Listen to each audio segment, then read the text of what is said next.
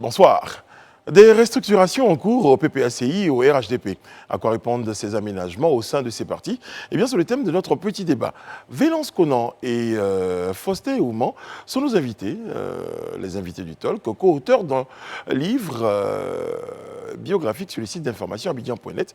Eh bien, les deux journalistes et écrivains seront avec nous pour nous éclairer davantage sur l'histoire de ce média ivoirien. Analyse pertinente et débat constructif. Ce qu'il faut retenir de l'actualité, c'est de notre live talk. Bienvenue.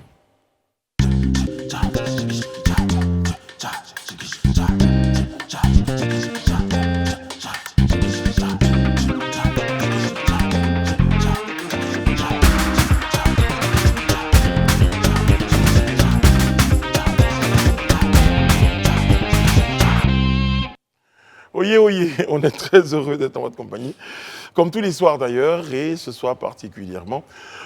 Peut-on imaginer que ce soir vaut 1000 soirs? Eh bien, on aura l'occasion d'en parler avant la fin de cette émission. En tout cas, on souhaitera par avance une bonne nuit de destin à tous les frères et sœurs de la communauté musulmane et à tous les sympathisants, on va dire. Bonsoir, Yana. Bonsoir, Brice. Comment ça va? Ça va très bien, et toi? Ça va très, très, très bien. Bonsoir, Élisée. Bonsoir, Brice. Je vais bien. Vous avez chaud? Non. Je vais bien. Pourquoi? Non, vous avez tombé la veste. Ben, j'ai voulu faire comme vous et Alain Toussaint. Vous avez abattu le costume Abacos, dit-on. Ben, je ne veux pas rester isolé, comme c'était le cas hier. Donc aujourd'hui, j'ai décidé de vous C'est suivre. vrai, c'est vrai, c'est vrai. Je me disais que votre récent séjour hors de Côte d'Ivoire, Ah, non. vous avez donné de nouvelles habitudes. Brice, et que... Brice, non, passons à Bon, autre chose. ça va, ça va, ça va. Moi, j'aurais fait ça, moi. Bonsoir Alain, comment allez-vous? Bonsoir Brice, ça va. Ça va, le lendemain d'anniversaire, on est toujours... on reçoit toujours des cadeaux, on reçoit toujours des messages. Oui, bien sûr, et il faut y répondre. Hein. D'ailleurs, à ce propos, on voulait dire merci à tous les internautes qui, Ariana, l'a noté spontanément hier à l'annonce de cette bonne nouvelle, celle de votre anniversaire. Se sont mobilisés, ils ont écrit. On a vu pas mal d'émoticônes de fête, de joie et tout ça, des joyeux anniversaires grands frères. C'est très sympa. Ouais. Simplement, vous avez oublié d'indiquer le numéro orange. Voilà, Ah oui. c'est ça. Ou MTN ou le Wave. Plus important, surtout. Un peu comme les autres influenceurs, c'est très allemand. Dans ce moment, on se fait financer des choses. Voilà. Donc, vous allez avoir certainement le numéro. Non, l'année prochaine. L'année prochaine, on va faire afficher le numéro au bas de l'écran. Bon, ceci dit, on va partir rencontrer notre petit débat qui nous attend.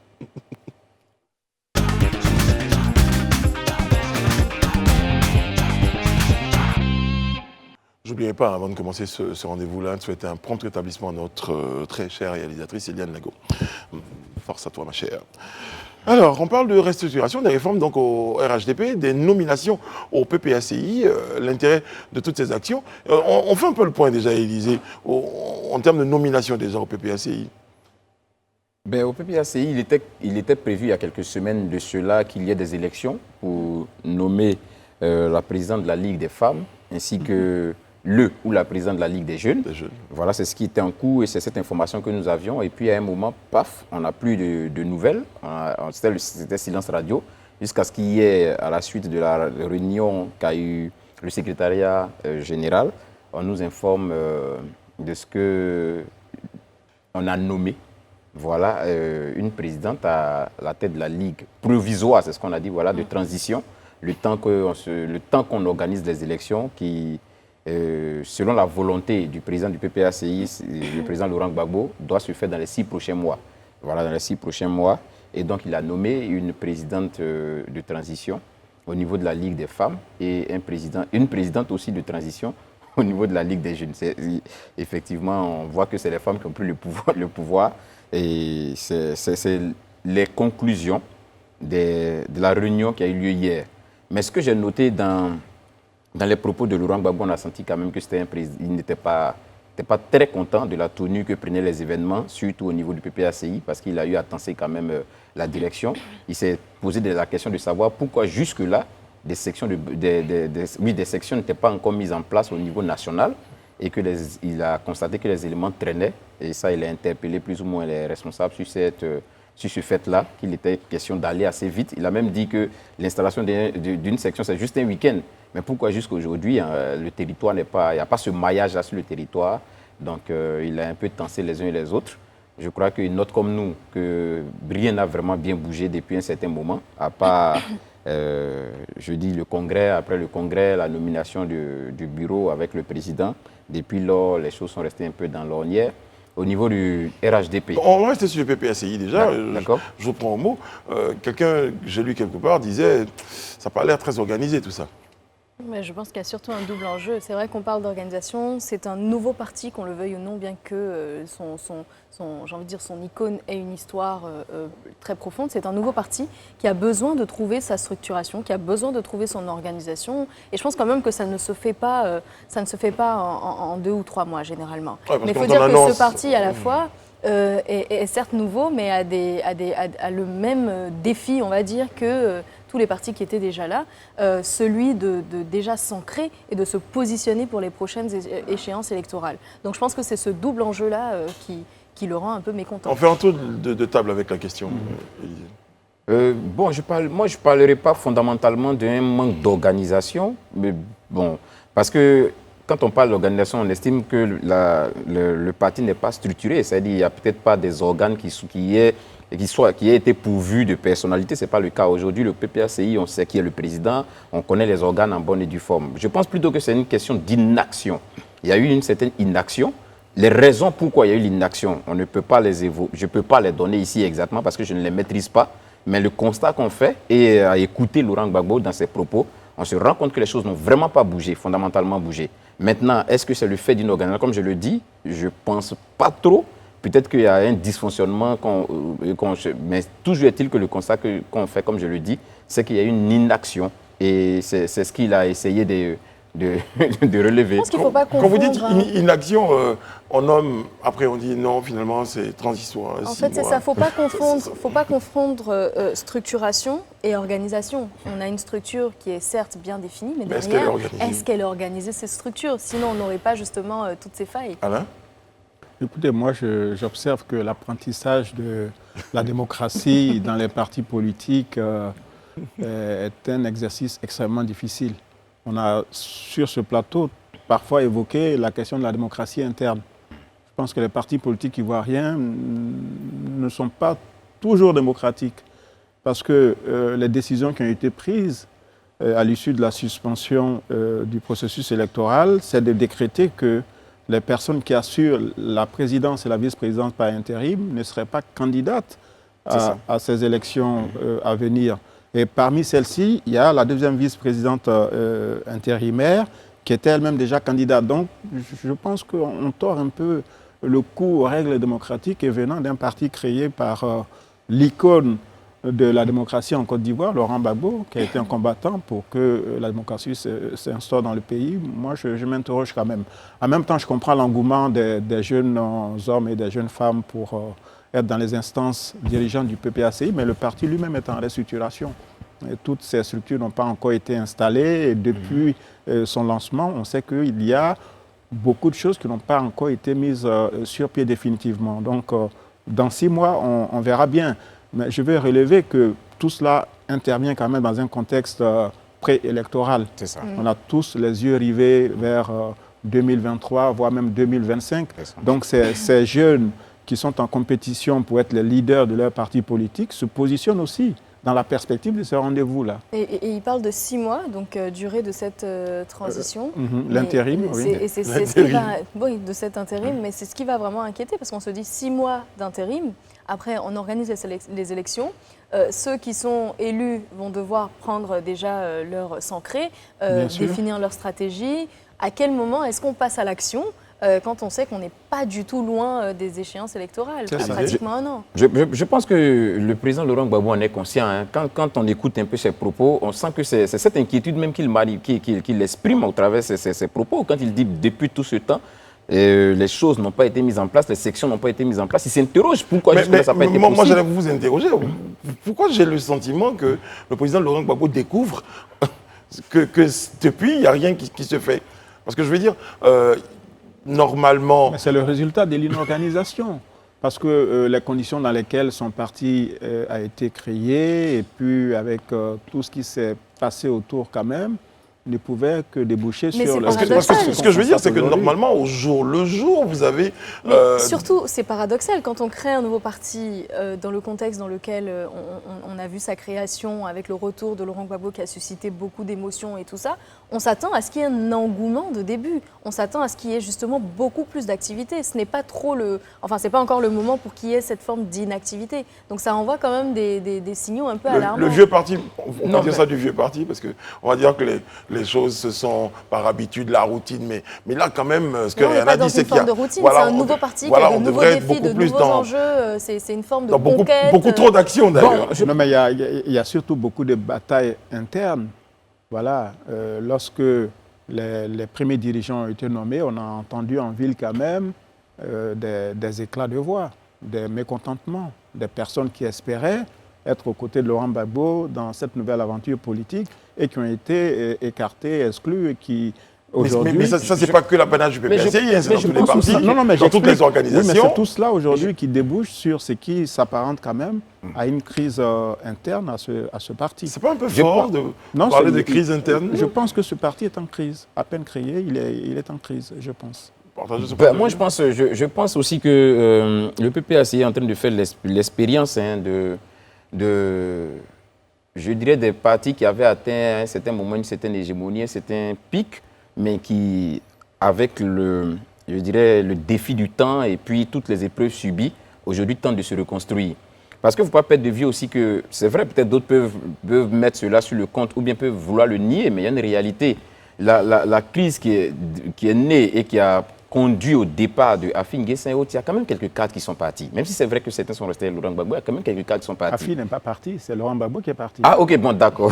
C'est vrai, c'est vrai de restituer cela, c'est vrai. Quand Laurent Gbagbo est parti, c'est vrai qu'il est parti à certains cadres, mais il y a d'autres qui sont restés en fait. Donc il y a une certaine réorganisation. Et on ne perd pas de vue que depuis des années, la manière dont les partis ont fonctionné, il y a une personne qui réfléchit, et qui donne la ligne directrice, et puis tout le monde implémente. Je suis pas trop d'accord avec ça. Et tout le monde implémente. Donc ça fait qu'arriver à un certain moment, quand celui-ci, parce que qu'on le veut oui ou non, aujourd'hui, Laurent Gbagbo n'a plus la fougue d'avant, il y a une réalité à 10 ans d'absence sur le territoire, il y a beaucoup de choses qui ont changé, il n'a pas forcément la réalité du terrain. Donc quand il peut plus, ces décisions ou bien ces idées qu'il avait, il faut qu'il soit conduit. Mais quand on a eu l'habitude d'attendre plutôt que l'idée vienne de là-bas, pour qu'on l'implémente, et qu'on n'a pas eu cette habitude-là de pouvoir être des forces de proposition, ça devient un peu difficile. Rien n'est pas d'accord, et moi non plus. Je ne suis pas du tout d'accord, parce que comment déjà, ça fonctionnait avant, où il y avait le tout grand penseur. Il faut bien qu'on comprenne que le PPACI, c'est un nouveau parti. C'est un nouveau parti. Avec une nouvelle vision, avec une nouvelle structure. Bon, en fait, on a fait du neuf avec du vieux. Oui, on a fait du neuf avec du vieux, mais ce vieux qu'on a utilisé pour faire du neuf est quand même dans le neuf. Donc, il épouse une nouvelle vision, dont une nouvelle structuration. J'imagine que quand ces personnes se sont réunies pour définir un nouveau parti, ils ont défini de nouvelles actions, une nouvelle vision ensemble. Donc, c'est pour ça que je dis, on n'est pas censé avoir cette période d'inactivité. Laurent Gbagbo... On n'est pas censé l'avoir, certes, mais on l'a. Laurent Gbagbo, ça reste un leader, il n'est pas épuisé, il n'est pas... Ce que j'aurais dit, il n'y a rien qui le freine à ce qu'il puisse donner des directives, surtout dans cette période-là, à un nouveau parti. Oui, mais il y a quand même des freins qui empêchent que ce parti se déploie. Et il y a notamment l'absence de moyens financiers, parce que le moteur aussi de l'action politique, c'est d'avoir des ressources. Mais est-ce que ça justifie l'organisation interne? Mais cela conditionne une parfaite organisation. Si vous n'avez pas les ressources pour vous déployer sur le territoire, pour motiver vos militants, pour aller au fin fond du pays, aller chercher les supporters et autres, le parti ne peut être là, on parle qu'un d'une parti organisation interne avant ce déploiement, justement. Oui, mais l'organisation on parle d'une organisation interne avant ce déploiement. On parle des personnes, on parle des personnes qui font cette aventure avec lui. Là, on parle d'une réunion d'Abidjan. En fait, c'est ça. Oui, mais qu'est-ce qui est fustigé? On parle d'une réunion d'Abidjan, mais qu'est-ce que le président Gbagbo fustige? C'est vrai que c'est une réunion d'Abidjan, mais il fustige quoi? Il fustige l'inactivité, le fait que sur le terrain, les choses n'ont pas bougé. Il est lassé, il est agacé par l'immobilisme. Ce que Alain dit là, ça s'entend aussi. Parce que pour que effectivement les sections soient mises et qu'on se déplace et qu'on ait ce maillage sur le territoire, ça ressources. Nécessite des ressources. Ça, c'est une réalité qu'on ne Mais peut pas aussi. ça s'entend, mais ça veut dire que si, pour ce problème qui est soulevé aujourd'hui, on parle justement de manque de moyens, mais c'est que finalement le PPACI n'est pas assez solide pour pouvoir prétendre se positionner. Et je ne pense pas que Laurent Gbagbo, en connaissance de cause, en connaissance des moyens dont il peut disposer, viendrait... C'est peut-être le manque de moyens du début. Oui, mais le manque de moyens du début, si aujourd'hui on se réunit, on dit nous on fait notre association. Toi tu as tel rôle, toi tu as tel rôle. On n'a pas besoin d'argent pour dire que c'est toi qui es élu. Mais si, oui, mais pour agir après. Non, mais pour agir après. Mais là on parle d'une crise qui se passe maintenant oui, en non, interne. Mais enfin, Rihanna... Non, Rihanna n'a pas bien suivi. C'est un jeune parti et qui aujourd'hui est, je pense, dans une situation plus ou moins instable parce que les fonds qui font la politique manquent. Non, je suis maintenant, d'accord, les ressources humaines, ce que je veux dire, c'est que c'est un elles autre sont problème, là. en fait. Non, moi je pense que ces problèmes sont liés. D'accord. Voilà, on ne peut pas avancer dans cette aventure politique en vous créez une organisation si les ressources sur lesquelles vous comptiez n'arrivent pas. Voilà. Mais donc ce parti est vraiment fragile. Oui, mais Ce c'est parti, parce ce que qu'on dit. j'estime que quand on crée un parti, C'est les ce qu'on militants dit. sont là dans Parce les que bons et dans pourquoi les mauvais moments. faire Les durer militants. l'intérim? Pourquoi l'intérim dans 6 mois? Alors qu'apparemment, il y avait une urgence à mettre sur pied la Ligue Pourquoi des 6 jeunes mois, et la surtout Ligue des femmes. Pourquoi dans 6 mois? Pourquoi 6 mois, Alors c'est que cela aurait pu se faire dans 3 mois. Et dans 6 mois, avec possibilité même de reconduction, en fait. Exactement. Si les choses n'ont pas bougé comme il l'a Un souhaité. peu à la Dao Gabala. Hein, voilà. Donc ça va déboucher sur des élections passionnées. Et on aurait un... Voilà. Bon, enfin bon, là, on sait. Bon, Mais on en n'a tout pas- cas, on n'a en quand tout même cas, pas une FIFA ce derrière. qu'on Donc ça Voilà, va, c'est ça. ça va.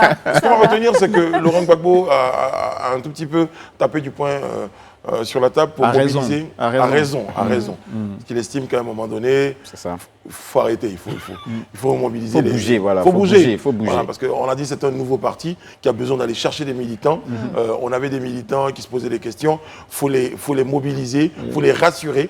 Et puis il faut rassurer d'autres, il faut aller en chercher. Mais En tout cas, cet attentisme, rapidement, est aussi à la mesure des espérances qu'on nourrit un certain nombre de partisans de Laurent Gbagbo. militants, c'est ça. Quand il crée son parti, d'autres espèrent être à ses côtés, et puis finalement, ils n'y sont pas. Donc, c'est ce que je vous disais tout à l'heure, les batailles internes et autres, la déception. Le leadership. Donc, ce qui fait que d'autres ont dû lever le pied en Et disant, bon, faites sans nous. pendant ce temps, je m'apprête à vous le dire, Oui. et pendant ce temps, au RHDP, eh bien, création des départements politiques et renforcement du maillage du territoire, désignation des secrétaires départementaux par les militants. Bon, apparemment, là-bas, ça semble aller... Oui, ben, on revient à la... C'est ce qu'on vous disait tout à l'heure, que les partis politiques ivoiriens ont ce trait commun d'être très peu démocratiques. Et donc là, finalement, on redonne la parole à la base, parce que c'est le fondement. Au lieu d'être dans l'horizontalité en permanence, en disant c'est le haut qui décide, maintenant on dit, bon, on va aller à la base, et puis ensuite on va remonter un peu comme sous forme pyramidale. On installe les bases qui vont désigner des grands électeurs qui, eux, désigneront ce qu'on appelle les responsables Moi, j'ai envie départementaux. de dire, justement, parce que vous parliez tout à l'heure du succès de l'opération, moi, j'ai envie de dire, pourquoi maintenant? Parce que Non, là je aussi, ça... n'ai pas qualifié l'opération, je n'ai même pas, je sais pas si l'opération a réussi, mais je m'en tiens à ce qui a été donné comme chiffre, que je trouve d'ailleurs énorme, parce que créer 345 Département politique, ouais. au département C'est ça, politique, 345 départements etc. politiques. Donc c'est un maillage du territoire, et tout cela, c'est avec une visée électoraliste. Bon, Oui, parce que forcément, tout le monde pense aux élections. Consolider les bases et puis renforcer l'ancrage territorial. Voilà. Je crois que le RHDP revient à ce qui devait se faire de façon normale pour moi. Parce qu'en réalité, qui devait désigner les secrétaires départementaux? C'est bien évidemment les militants de section, parce que c'est eux qui savent parmi eux celui qui a même véritablement de les représenter, en tout cas de porter le flambeau dans leur zone. Ça, on en revient parce qu'effectivement, je crois que le RHDP a dû certainement s'asseoir et faire son mea culpa pour comprendre qu'il y a eu des moments où il y a eu des décisions, où on a nommé des personnes sans tenir compte de la vie des militants, et ça a eu des répercussions. Et je crois que c'est à la suite de cette analyse-là qu'aujourd'hui, ils comprennent la nécessité de donner la parole aux militants. Parce que c'est les militants qui, eux, savent, entre eux, qui est à même, comme je le dis, vraiment de porter le flambeau du parti dans la zone. C'est déjà une bonne chose. Maintenant, sur la question des 345 départements, on voit qu'ils ont fait une organisation en tenant compte d'un certain nombre de paramètres, parce que ce qu'ils ont défini comme les départements politiques, ils l'expliquent bien. un département politique pour une ville de l'intérieur du pays, par exemple, de l'intérieur du pays, c'est 15 000 électeurs. Ça veut dire qu'une zone où il y a 15 000 électeurs est considérée comme un département politique. Quand on vient à Abidjan, ils considèrent que et les 13 communes d'Abidjan, puis les grandes villes de l'intérieur, 40 000 électeurs devient un département politique. Donc c'est après ce découpage, si je peux m'exprimer ainsi, qu'ils sont parvenus à 345 départements politiques. Et c'est là que on va peut-être rejoindre l'analyse de M. Alain Toussaint pour dire que tout ça, ça a un coût. Oui, bien sûr. Bien sûr, mais c'est le parti au pouvoir, donc on suppose que les responsables du parti ont les ressources. Les moyens. Beaucoup sont des ministres, des directeurs généraux, donc qui sont des salariés, je pense. Et c'est là qu'on voit aussi la santé du parti politique. Voilà, qui peuvent contribuer. À la santé du parti. Voilà. Parce que les militants... Donc on va peut-être pas être très dur avec le PPACI, qui n'a peut-être pas tous ces... On n'a jamais été dur, on est seulement réaliste. On explique ce qui se passe. Voilà la situation de ce parti, comme d'autres d'ailleurs en Côte d'Ivoire, qui attendent les financements de l'État, qui tardent à venir et qui traversent des difficultés. Moi, je voulais revenir un tout petit peu sur ce qu'Élisée disait quand il disait qu'ils viennent de comprendre que c'était important de donner la voix aux militants et de revenir à la base. Est-ce qu'ils viennent de comprendre? Ça m'étonnerait. Moi, c'est pourquoi ils comprennent maintenant. Voilà, je moi je pense que c'est plus une question de stratégie et de timing. On comprend ça juste un an avant. Oui, moi, je ne comprends pas. C'est une manière de parler. Ils comprennent maintenant. Non, c'est une manière de parler. Oui, Sinon, nous tous... Fallait que j'enlève de ta gorge. Non, c'est une manière de parler. Sinon, nous tous, on est conscients que c'est, comme elle le dit, c'est un timing bien choisi. Parce que là, on a des défis devant nous, on a des échéances qui approchent inexorablement. Il faut mobiliser la troupe, ce n'est pas le lieu d'être divisé. Donc, quand on veut mobiliser la troupe, il faut s'accorder sur l'essentiel. Et l'essentiel aujourd'hui, c'est de donner, je ne dirais pas l'impression, mais de donner aux militants le pouvoir de vraiment décider. Est-ce que c'est pas tout ça, ça participe pas d'une grande stratégie? Vous avez un peu l'impression. Mais c'est la politique. Aux militants que c'est eux qui décident. On annonce ça à grand renfort de publicité. Oui, Alain. Vous qui êtes communicateur, averti, expert en communication. Disons qu'il écoute beaucoup aux portes. C'est très important. Non, mais je pense que cette séquence arrive quand même après les législatives de... C'était mars 2021 qui ont quand même laissé des traces. C'est ça. Parce que des choix ont été opérés par le directoire qui n'était pas forcément le choix des militants. Oui, qui ont été contestés par les militants. Et cela a laissé des blessures, des divisions. Et je pense qu'en imaginant cette forme de rééquilibrage, en disant, bon, désormais, on va s'appuyer sur les militants, c'est une manière de reconnaître que par le passé, des choix qui ont été faits n'étaient pas les meilleurs et que désormais, il faut s'appuyer sur la base. Parce que, après tout, la politique, c'est le vote. C'est ça. C'est l'élection et c'est le militant. Ouais. Ce n'est pas le ministre qui est à Abidjan en fait. Ou le DG qui est dans son bureau qui fait, enfin, qui est sur le terrain. Non, je le dis parce que très souvent, on a une manière de pratiquer la politique en considérant que l'électeur n'a de valeur que le jour du vote. Or, c'est pendant toute la durée du mandat ou des mandats qu'il faut maintenir ce dialogue-là. Et je pense qu'il est important d'impliquer les militants de base. C'est ce que d'ailleurs fait le PDCI. C'est vrai que parfois, quand j'ai lu le Nouveau Réveil, je souris parce que eux, la restructuration, c'est quasiment chaque semaine. Ils sont toujours en train de restructurer et c'est après que j'ai compris en fait que la finalité de tout cela, c'est d'être proche, le plus proche en tout cas possible de l'électeur. Ce qui peut garantir le succès électoral de demain. Je crois aussi également que la volonté du RHDP en optant pour cette proximité-là vient un peu, je dirais en quelque sorte, en réponse à un appel du président de la République. On sait que depuis un bon bout de temps, quand il prend la parole à chaque fois, suite au niveau du gouvernement, il interpelle les ministres sur la nécessité d'être très proche des populations. Et je crois que le parti, comme étant le parti au pouvoir, ils se disent que la meilleure manière de donner écho à cette parole du chef de l'État, c'est eux déjà en tant que, comme Alain le disait, la majorité des responsables sont membres du gouvernement ou sont à certains postes de responsabilité dans l'État. Donc c'est d'aller vraiment le plus proche des militants. Et être plus proche des militants, c'est quoi? Leur donner le pouvoir, leur donner cette possibilité-là de décider de leurs dirigeants en fait. Et je crois que c'est dans cette dynamique-là qu'ils lancent vraiment ces réformes-là. J'aurais cru en tout ça, hein. J'aurais vraiment cru en tout ça, en cette belle histoire d'amour-là, si on n'était pas en période, en préparation de période. Je pense qu'on est tous les deux très, voilà. Très alignés sur les opinions. Les timings se justifient.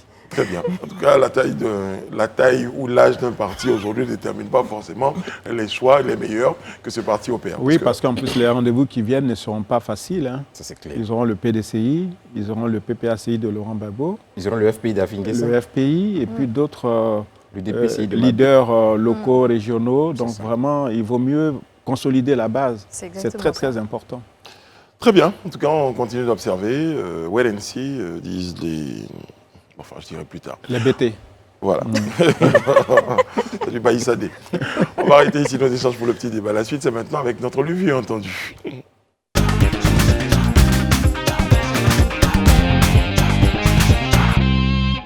Le quotidien L'Héritage est l'auteur de notre Lu entendu.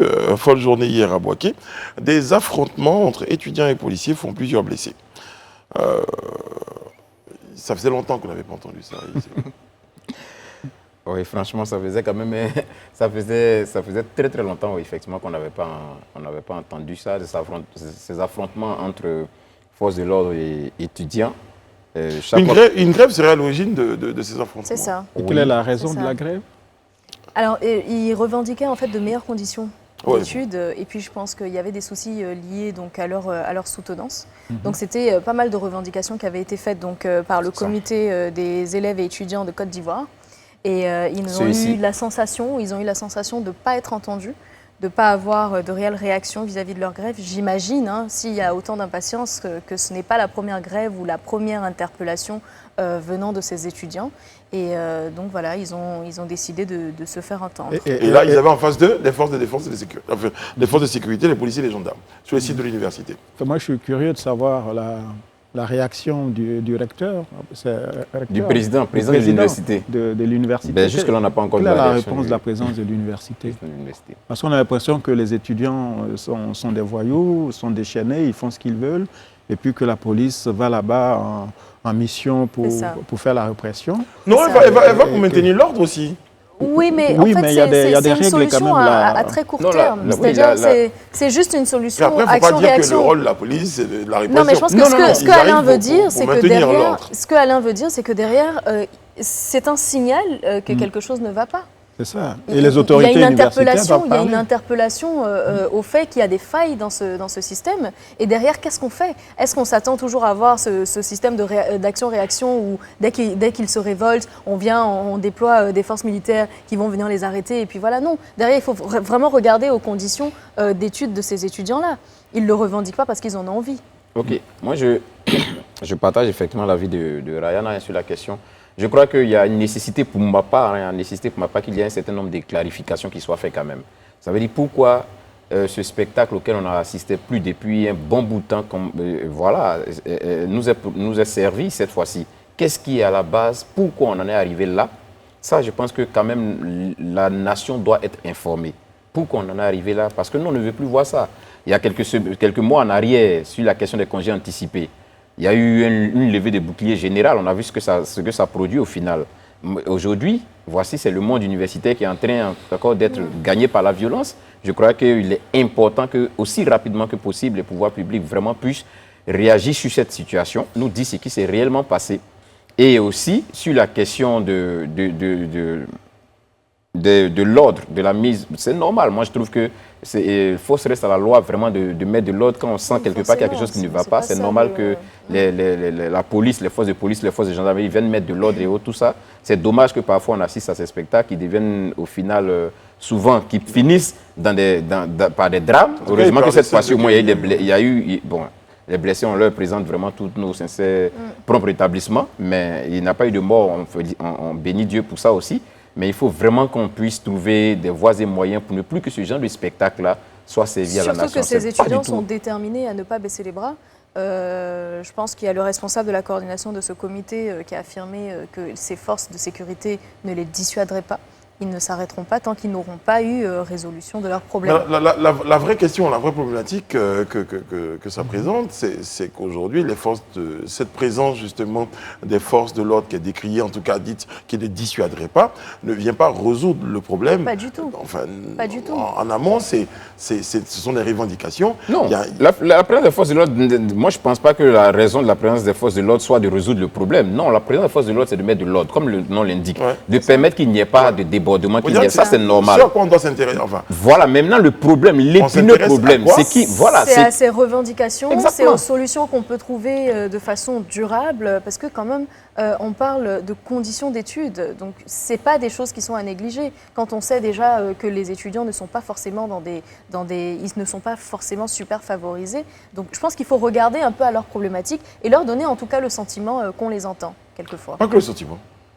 Déjà qu'on leur donne le sentiment qu'on les entend, moi, je voudrais faire une interpellation dans les deux sens. Vraiment que les pouvoirs publics, c'est eux qui ont la force publique, puissent écouter, comme elle le dit, puissent vraiment écouter, puissent entendre ce qui se dit. Et que de l'autre côté, ceux aussi qui veulent faire... qu'il y a une vraie recherche de solutions. C'est ça, Voilà, qu'on part dans voilà, l'action, en fait, exactement. finalement. Et que aussi en face, c'est-à-dire ceux qui revendiquent et autres, aient le sentiment, rassurés par le fait qu'on leur tend une oreille attentive, comprennent que tout ne doit pas aussi se résoudre dans la violence et qu'on peut toujours aller à la table de Et tout ne négociation va se et les résoudre discuter. en même temps aussi. Voilà, Oui. donc il y a un peu de ça. Et il y a l'autre syndicat étudiant, la La FESI, FESI, oui, oui. qui demande la mise sur pied d'une commission d'enquête C'est ça. pour faire la lumière sur ces événements. Qui parce condamne que, déjà ces violences-là qui ont eu lieu sur le... Des étudiants ont été violentés, campus. du matériel, des biens personnels ont été détruits, auraient été détruits par les forces de l'ordre et autres. Mais moi, je me pose une question.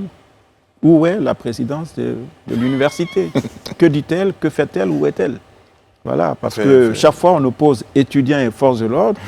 L'administration disparaît. Voilà, C'est ça.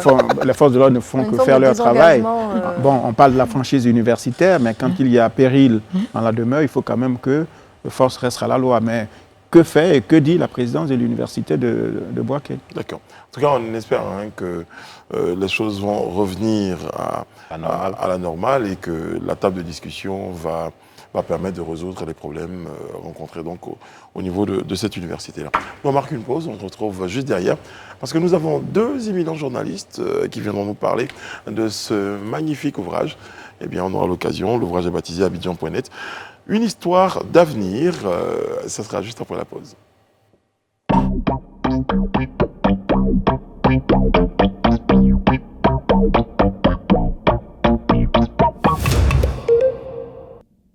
Très concentrés nous sommes à la lecture de ce magnifique ouvrage, je vous le disais, Abidjan.net, une histoire d'avenir. Et justement, nous ont rejoint sur le plateau du Live Talk les co-auteurs de cet ouvrage, Venance Conan et Faustin Ouman. C'est juste après ça.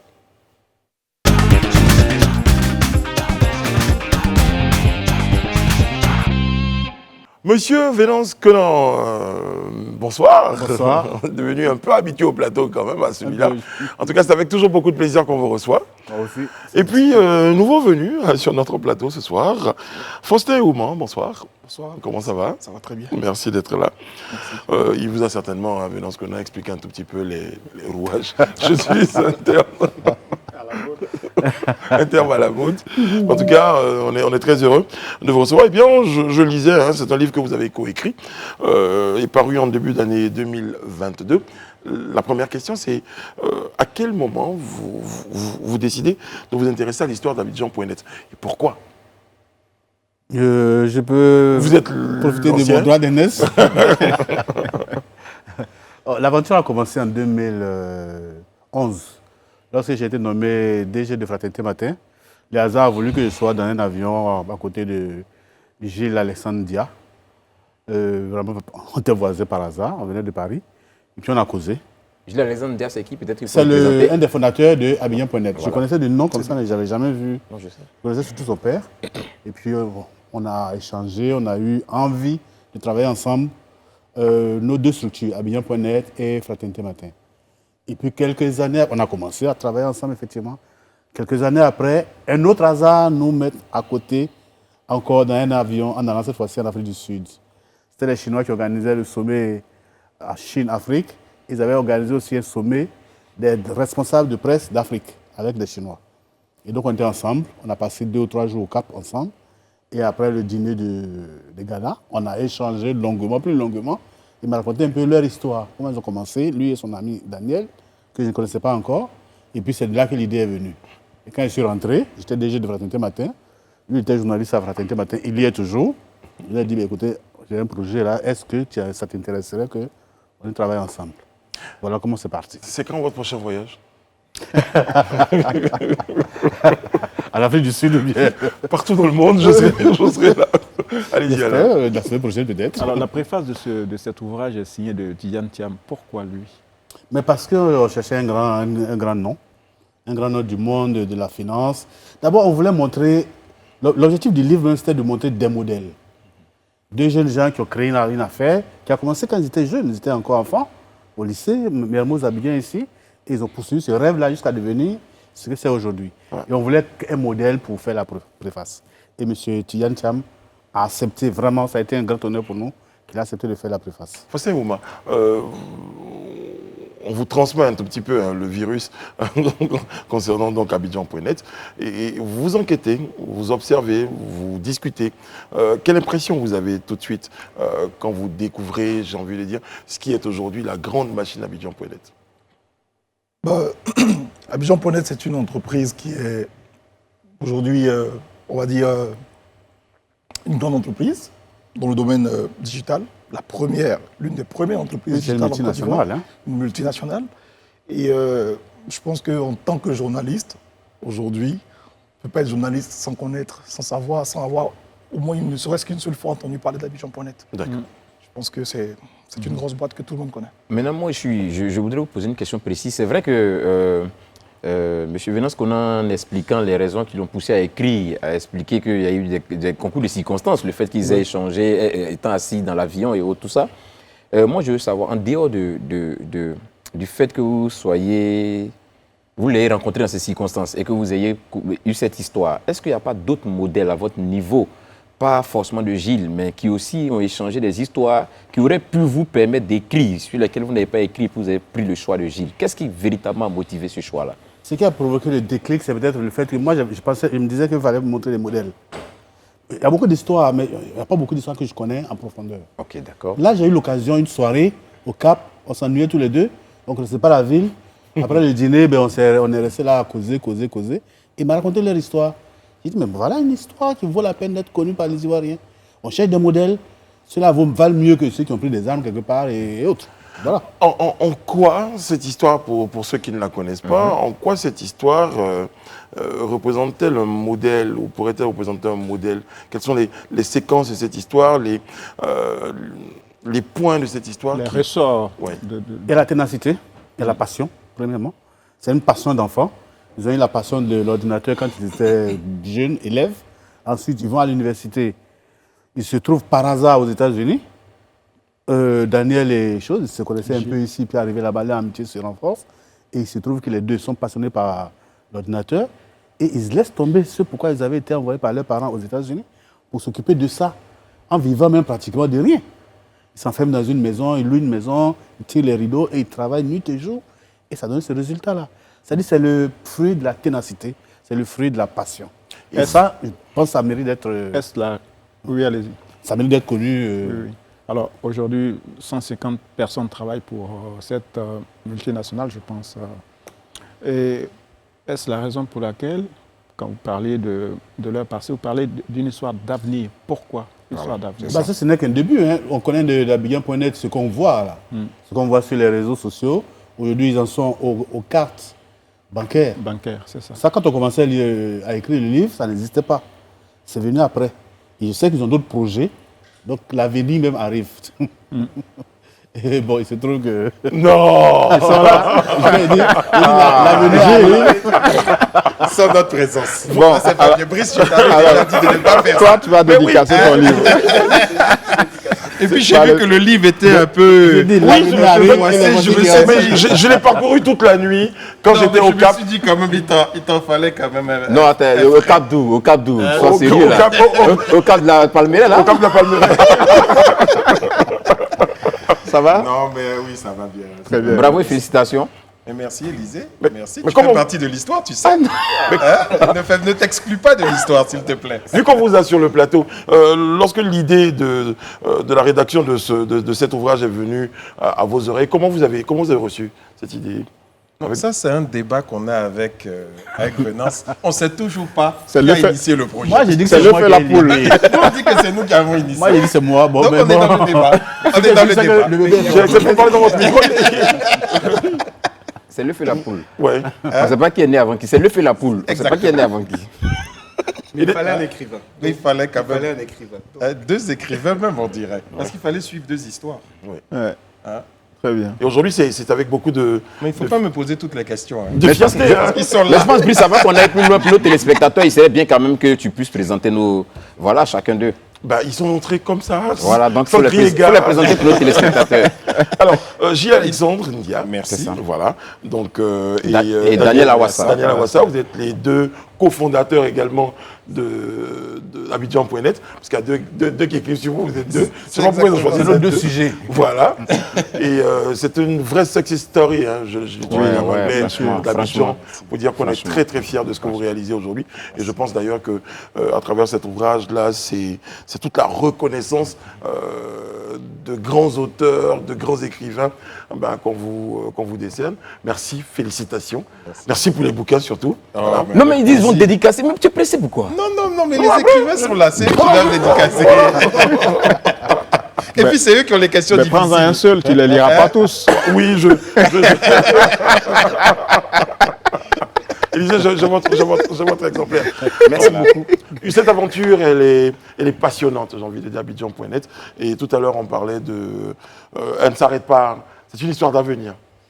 Mais oui, je pense que c'est ça. C'est une Gilles Alexandre, histoire vous- qui est déjà passée. On est à l'avenir, en fait, en... Mais pourquoi vous ne parlez pas de votre micro, Gilles Alexandre? Non, mais comme Daniel est là, D'accord. il faut qu'on le partage.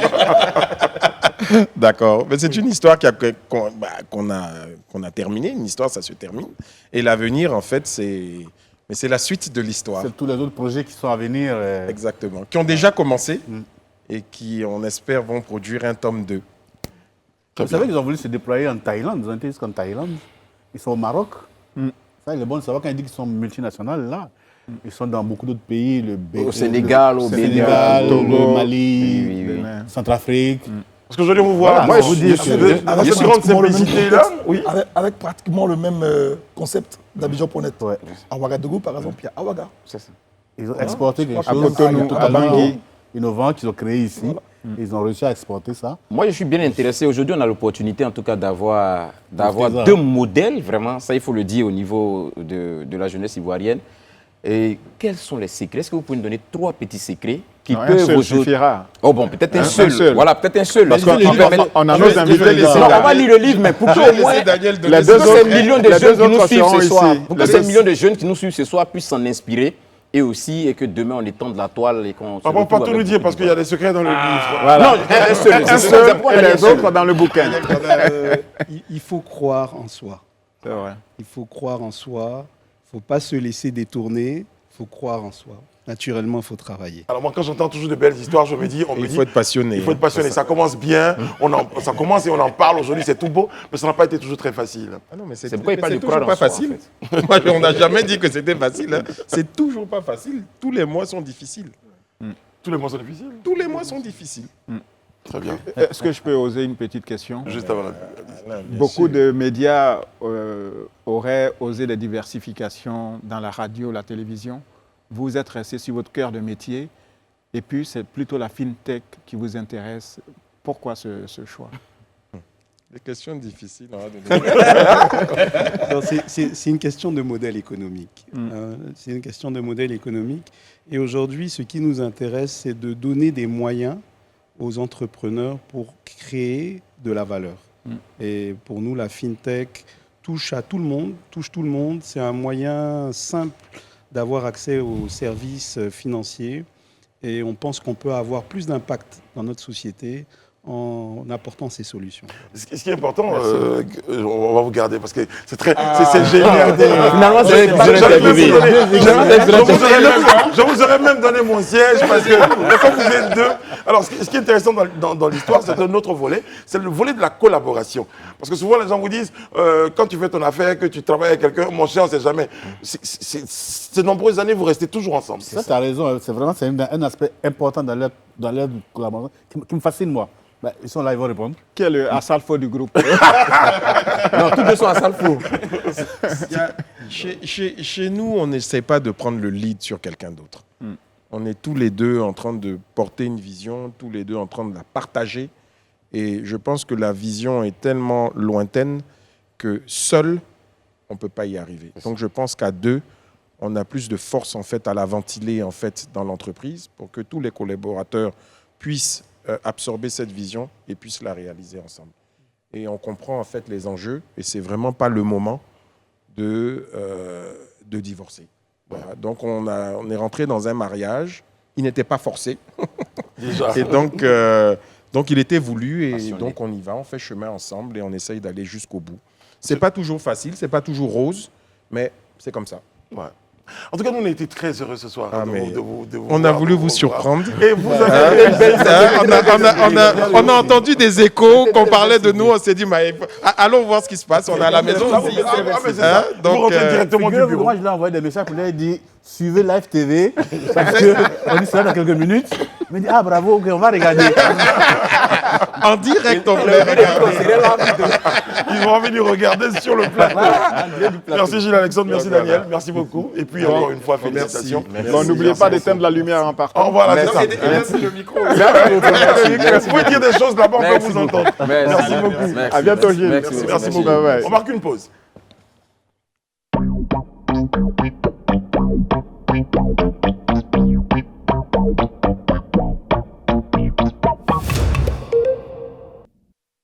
Nous sommes de retour sur le plateau du Live Talk. Vous nous regardez sur les canaux 206 du bouquet Canal+, et numéro 6 de la TNT. Et puis, à travers nos pages des réseaux sociaux, hein, super surprise à l'instant de Gilles Alexandre et de Daniel Awassa, qu'on cite ici hein, dans ce bouquin, coécrit par Vélance Conan et Faustin Ouman. Abidjan.net, une histoire d'avenir. Alors justement, on parle d'Abidjan.net. Vous parliez tout à l'heure de ce que ça représentait pour vous comme modèle. Aujourd'hui, qu'est-ce que vous souhaitez, à travers cet ouvrage-là, partager à ces Ivoiriens, à ces jeunes Ivoiriens, concrètement? Qu'il faut rester ensemble, qu'il faut rester unis, qu'il faut avoir des idées, que ça ne va pas être toujours un rêve, ça ne va pas être toujours facile. Travailler. Il faut travailler. Quand on travaille, on réussit sainement. Voilà. Je sais qu'il y en a beaucoup qui ont réussi, mais on connaît les voies qu'ils ont pris. Oui, mais quand on parle de travailler, tu vois, il y a des phrases comme ça qui, Oui. à un moment donné, qui peuvent sonner un tout petit peu bateau. Quand vous lisez le Il livre, faut travailler. Bon, allez, Quand le vous matin, je lisez me le lève, livre, je travaille vous comment? vous rendez compte des sacrifices qu'ils ont faits. Voilà. C'est-à-dire, ils ont pris une maison quelque part où ils n'avaient presque plus d'argent, ils mangeaient à peine des biscuits, mais ils croyaient à leur idée tellement que ça leur était égal. Et la mère de l'un des deux dit, mais quand j'étais les voir, mais j'avais peur. Il dit, attention, mais les enfants là qui sont comme ça. Parce qu'ils croient à leur passion. Il faut être passionné, et puis il faut avoir des modèles, il faut vouloir y croire. Il faut y arriver. Moi, Ils l'ont fait, voilà le résultat que nous voyons. Hein. Moi, je suis bien intéressé de savoir, c'est vrai que vous aviez écrit, ça veut dire que vous-même, vous avez déjà été touché par leur histoire et tout Oui, ça. bien sûr. Aujourd'hui, est-ce que vous pouvez nous dire, vous deux, hein, la question vous est adressée, quel est l'impact réel que cette histoire a eu sur vous? Moi, j'étais fier de rencontrer des jeunes Ivoiriens qui ont monté quelque chose qui, dans d'autres contextes, aurait été de la dimension de ce que les Bill Gates, Steve Jobs et autres. Steve Jobs et autres ont fait. Mais malheureusement, nous sommes dans un pays qui est tout petit, qui a moins de moyens. Mais si on leur aurait donné les moyens que les autres ont eus, ils auraient pu monter quelque chose de plus grand. Et ce n'est pas fini.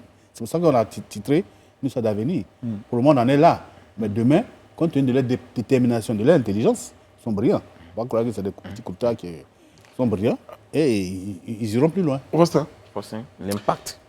L'impact de cet ouvrage sur moi, c'est ce que Vénance vient de dire. Moi, je pense que c'est une histoire qui est très motivante. Voilà. La première des choses qui m'a le plus frappé dans l'histoire, c'est la vision. C'est la vision en fait qu'ils ont eue. Parce qu'il faut dire qu'à l'époque où ils commençaient à monter l'entreprise, je pense qu'il fallait être un peu quand même fou en fait de penser à monter une telle entreprise. On est au début des années 1990 où il n'y a que quelques personnes qui ont des ordinateurs, qui ont Internet. Et déjà à cette époque, avoir une telle vision, penser à monter une entreprise digitale qui allait devenir aujourd'hui l'un des plus grands médias en Côte d'Ivoire, je pense qu'il fallait être vraiment fou pour se lancer. Donc je dirais que ce sont les enfants de riches et donc puisqu'ils sont enfants de riches, et donc ils avaient la possibilité de réaliser leur fantasme. Moi, je pense que c'est pas vraiment ça. Parce que je connais beaucoup C'est d'enfants de vraiment- riches. C'est mais vraiment, ça n'a c'est absolument rien à vraiment, voir. c'est vraiment une vision, des gens qui ont cru en une vision, qui l'ont poursuivi et qui l'ont réalisé. Est-ce que vous pensez aujourd'hui, ma question s'adresse à nos deux invités, est-ce qu'il est possible aujourd'hui d'imaginer la naissance d'un Abidjan.net bis, c'est-à-dire une entreprise, parce qu'on a vu l'émergence de pas mal de médias en ligne, il y a des sociétés d'édition de cette presse traditionnelle qui ont manqué le virage numérique. Bon, on reprend tout à zéro. Est-ce que vous pensez qu'aujourd'hui, on peut espérer la naissance aussi d'autres mastodontes du secteur digital?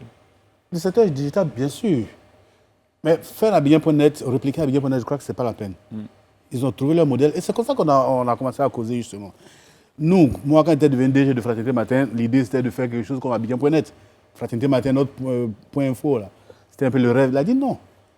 Quand on causait dans l'avion, il a dit non, vous avez déjà votre secteur d'activité dans lequel vous excellez. Nous, on ne peut pas être comme vous. Fraternité Matin, dans le journalisme, là, on ne peut pas essayer de vous rattraper. Restez dans votre secteur, laissez-nous dans notre secteur, mais collaborons. Ensemble, on pourra réussir quelque chose de grand. Donc, des grands groupes, oui, en voici un où nous sommes aujourd'hui. Les grands groupes de presse, de communication, il y en aura toujours.